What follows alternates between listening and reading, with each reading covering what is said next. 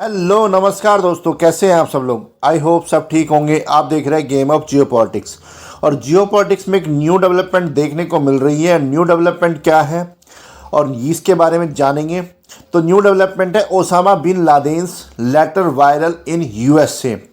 जैसे कि आपको पता है कि 9/11 हुआ था और 9/11 के बाद में अमेरिकन फिर कहा जा रहा था फर्स्ट टाइम टेररिस्ट अटैक हुआ है जो लादेन ने किया था, जिसकी रिस्पॉन्सिबिलिटी किसने ली थी?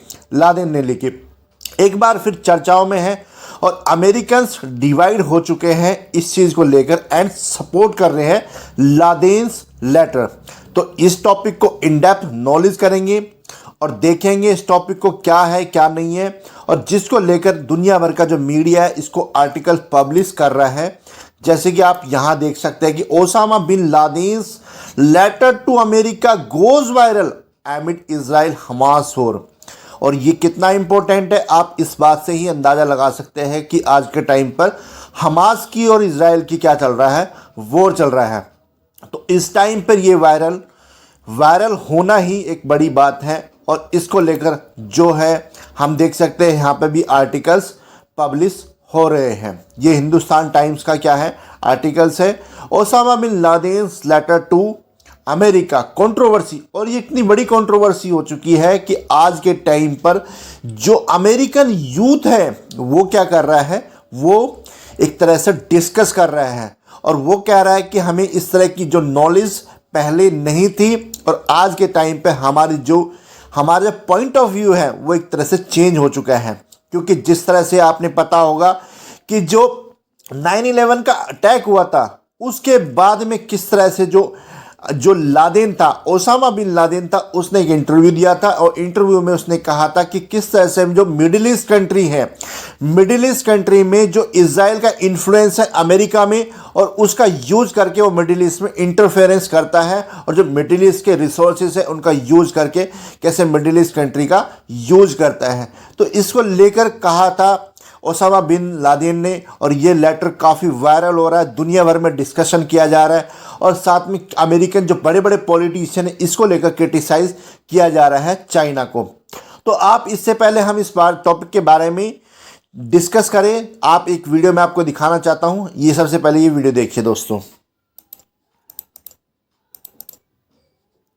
Ladies and gentlemen, 9/11 justified. It took them 22 years to make Americans justify 9/11 and join sides with Al-Qaeda. And all it took was a letter. I just read Osama bin Laden's letter to America. Osama bin Laden's letter to America. Letter to America. Letter to America. Go read a letter to America. Read it. Go read a letter to America. Go read a letter to America. Wow, this must be one heck of a letter written by the one and only Osama bin Laden. You know, this guy.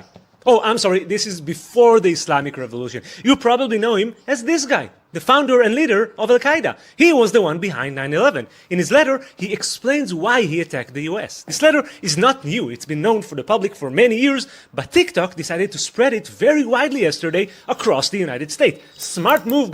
तो जैसे कि आपने देखा कि यहाँ पर कहा जा रहा है कि जो लादेन से वो किस तरह से जो अमेरिका का यूथ है वो किस तरह से डिवाइड हो रहा है और वो अपना पॉइंट ऑफ व्यू इस चीज़ को लेकर रख रहा है कि जो लादेन का जो लेटर था उसमें किस तरह से जो इजराइल है, इजराइल को लेकर डिस्कशन किया गया है और इजराइल को बताया गया कि किस तरह से अमेरिका पर इजराइल का इन्फ्लुएंस है। और इसी के बीच में हम देख सकते हैं कि जो ज्यूज़ हैं उसका यूज किस तरह से इजराइल के लिए करते हैं। और आज के हम पैलेस्टाइन का और इजराइल का जो वॉर चल रहा है उसमें काफ़ी इंपॉर्टेंस रोल इसका देख सकते हैं।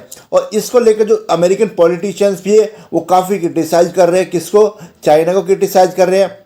क्योंकि जो चाइना है उसी की एक कंपनी है टिकटॉक जो पुशिंग कर रही है pro terrorist propaganda influence Americans. ये एलिगेशंस लगाया जा रहा है जो अमेरिका के पॉलिटिशियंस हैं, बड़े बड़े पॉलिटिशियन हैं, उनके द्वारा लगाया जा रहा है और कहा जा रहा है कि these people are sympathize with Osama bin Laden the terrorist responsible for 9/11 thousands of American death. तो ये कहा जा रहा है कि इतने सारे लोग मारे गए थे, 3000 से भी ज़्यादा लोग मारे गए थे जो 9/11 हुआ था और ये का भी यानी कि अमेरिकन हिस्ट्री में इतना बड़ा अटैक था।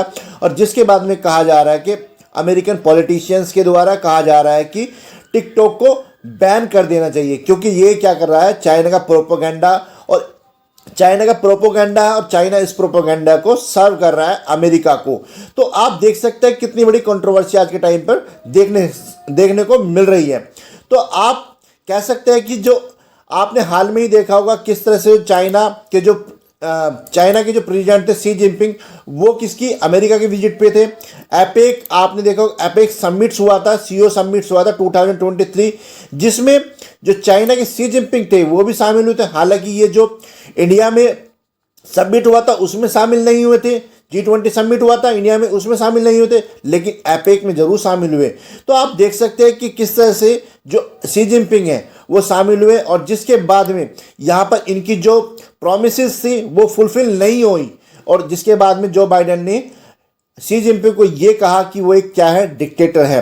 तो आप इस तरह से देख सकते हैं कि किस तरह से कंट्रोवर्सी देखने को मिली और उसके बाद में ही कहा जा रहा है कि चाइना ने इस तरह के प्रोपेगेंडा को सर्व किया अमेरिका में और वो टिकटॉक के जरिए क्या कर रहा है, इस तरह के प्रोपेगेंडा को सर्व कर रहा है अमेरिकन यूथ है उनको इन्फ्लुएंस करने की कोशिश कर रहा है और वो टेररिस्ट माइंड को सपोर्ट कर रहे हैं। आज के टाइम पे कह सकते हैं कि टेररिस्ट जो माइंड है, यानी कि लादेन एक टेररिस्ट था, उसको सपोर्ट कर रहे हैं, उसकी आइडियोलॉजी को सपोर्ट कर रहे हैं और उसके लिए सिंपैथी शो कर रहे हैं अपने उसके लादेन के लिए। तो आप कह सकते हैं कि ये चाइना का प्रोपेगेंडा है और जिसमें बाइडेन ने जो कहा था उसके बाद में ये चीज़ें देखने को मिल रही है। आप अब सोचेंगे एपेक समिट क्या था, तो आप जैसे ही जानते हैं ये क्या था।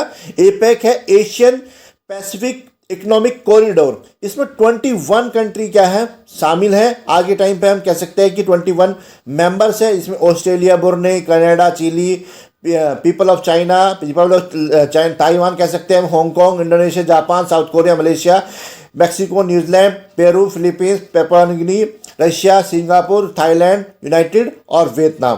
तो इसमें सबसे हम शौकीन जो देख सकते हैं वो क्या है, इसमें रशिया है।